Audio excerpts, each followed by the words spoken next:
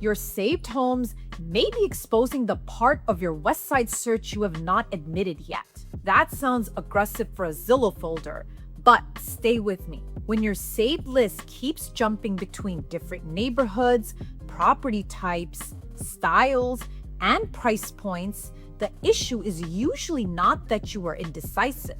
Something about the search is split. A home may match the version of your life you pictured before you started looking.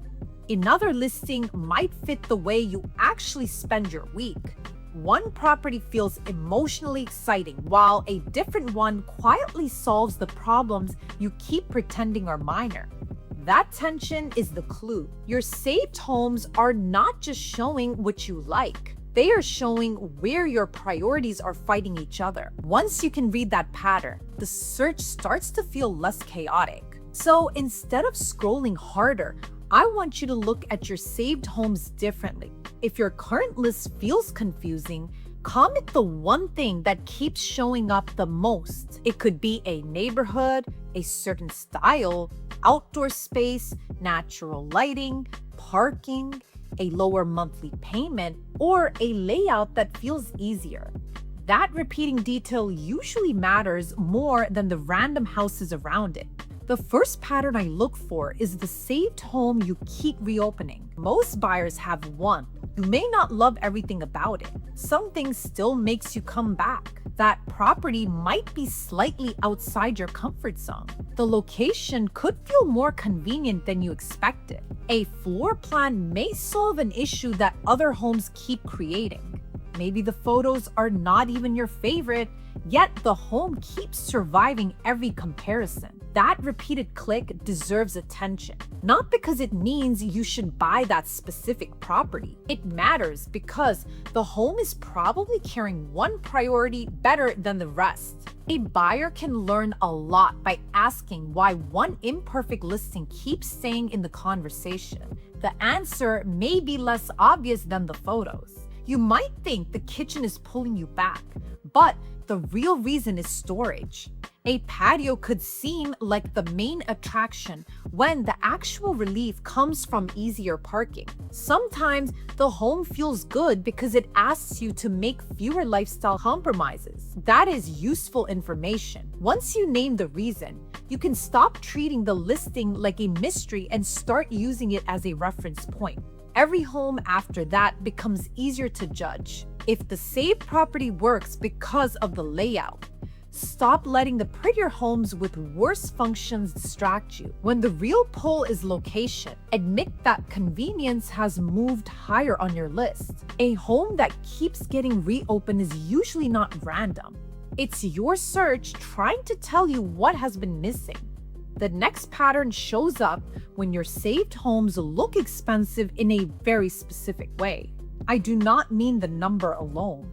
I mean the homes above your range keep solving the same problem. Maybe they all have better natural light. Perhaps the layouts feel calmer. A certain location keeps giving you the light you wanted, but the homes within your range do not quite get there. That does not automatically mean you should stretch. It means the search has found a gap. A lot of buyers respond to that gap by getting frustrated. They start saying nothing works. Usually something does work. It just may not be available with every condition they first hoped to keep.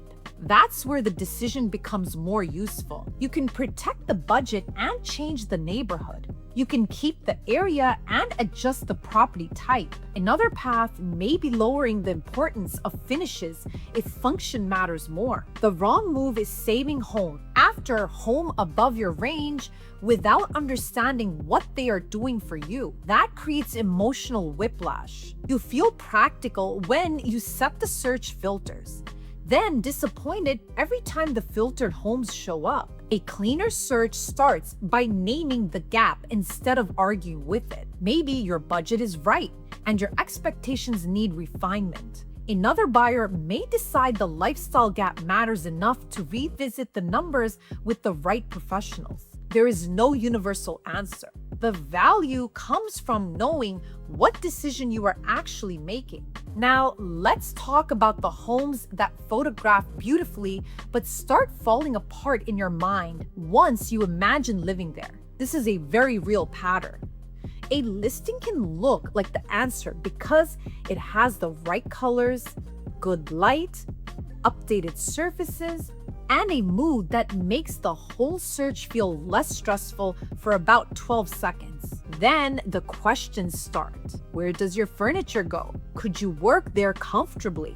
Would the storage handle your actual belongings? Can the layout support the way you live, not just the way the room was staged? One attractive photo can create a lot of confidence before the practical details have been tested. That doesn't mean you should ignore your reaction. Beauty matters.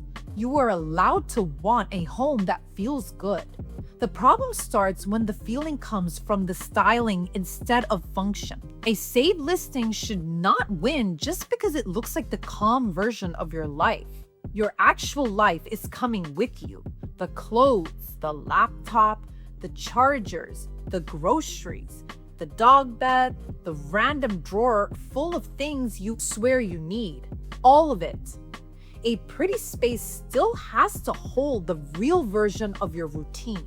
So when a home looks amazing online, I would separate what you like from what it solves. The photo may be selling the atmosphere. Your decision should come from the fit. A different saved home pattern appears when your list keeps changing personalities. 1 week, everything you save feels polished and easy. A few days later, you are drawn to something with more character. Then a cleaner, newer place starts looking better because the first option suddenly feels like too much work. That swing can feel confusing. It may actually be revealing a deeper preference. You might like character, but only when it does not create extra friction. A newer home could feel appealing because your schedule is already full. Maybe you want personality in the neighborhood, not necessarily in the maintenance. That distinction matters. Buyers often use broad words when they describe what they want. Charming, modern, easy, interesting. Those words sound clear until real homes force them to compete. A charming property can ask for patience. Modern finishes may come with less personality than you expected. Something easy to live in might not be the most exciting option on the first click. Your saved homes show which qualities keep winning when the trade-offs become visible. Pay attention to the qualities that survive after the first emotional reaction fades. That's usually closer to your real priority. The neighborhood pattern can be even more revealing. Sometimes buyers start with one area in mind because it sounds right. Then, the saved homes quietly keep pulling the search somewhere else. That does not mean the original area was wrong. It may mean the available homes there are not matching the life you thought you were choosing. A neighborhood name can carry a lot of expectation before you see actual properties. Real listings make the trade-offs less theoretical. You may discover that the home matters more than the label.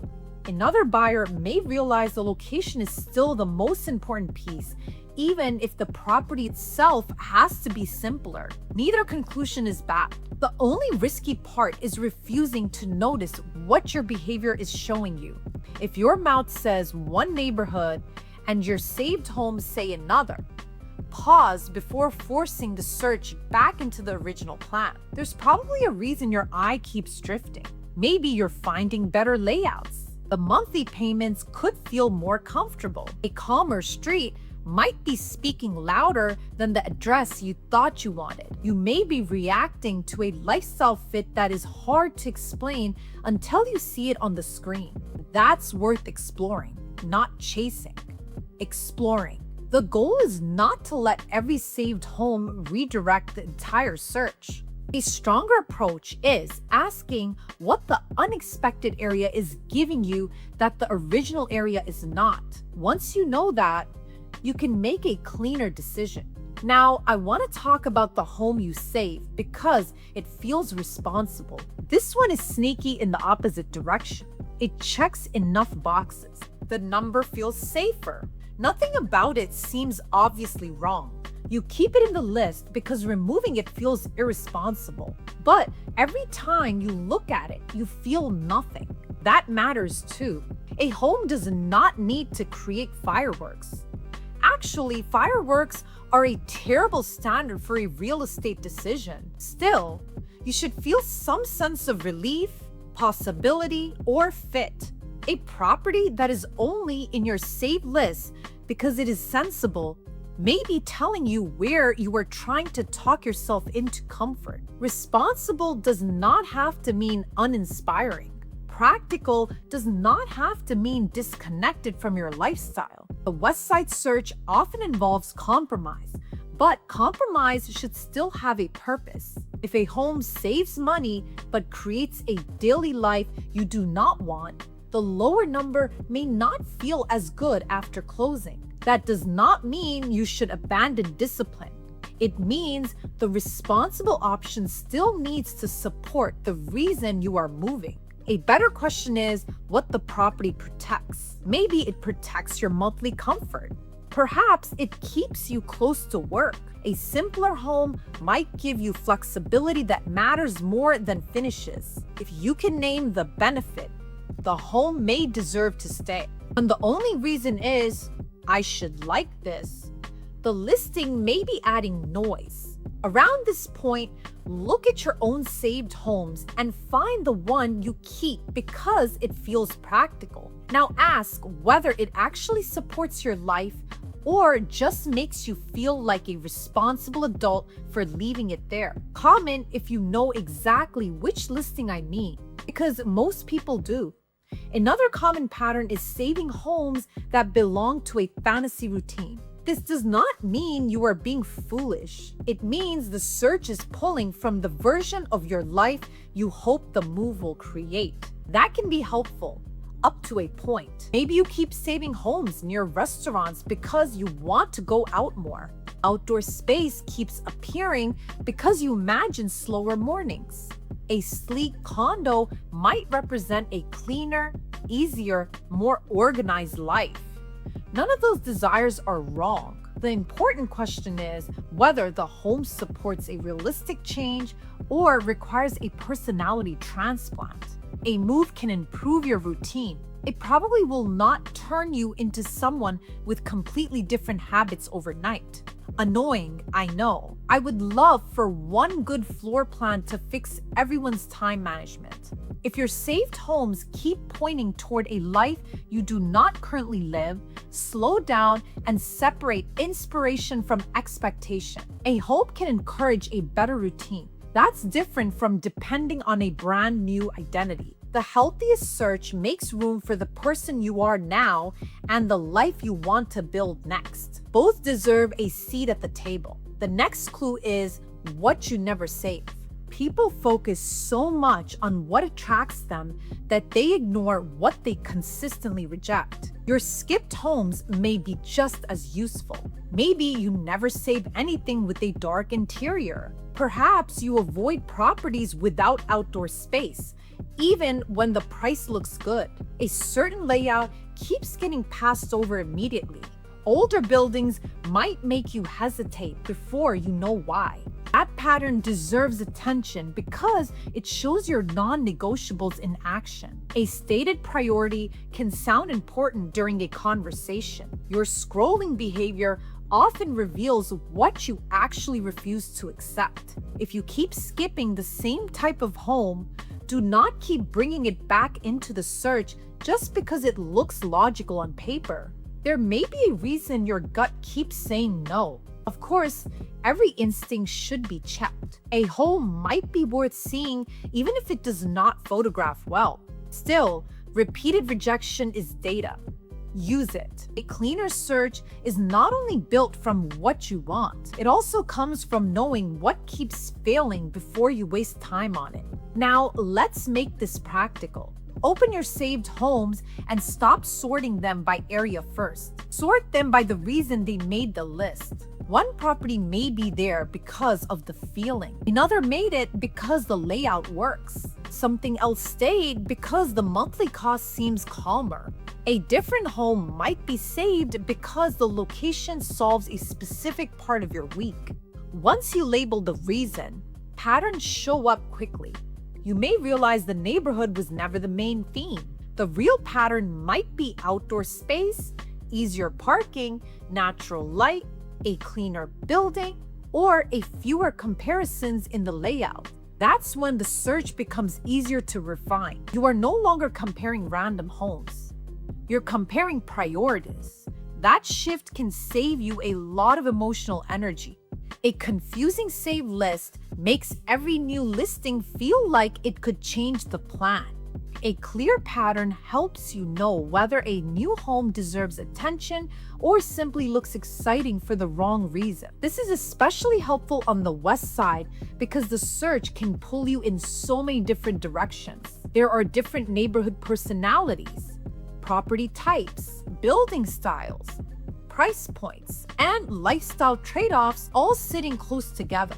Without a clear priority, everything can look almost right. Almost right becomes exhausting after a while. Clarity gives you a filter. So before you keep scrolling, I would ask one better question. What are my saved homes repeatedly trying to solve? That answer may be comfort. It could be status. Maybe convenience is quietly driving the whole search.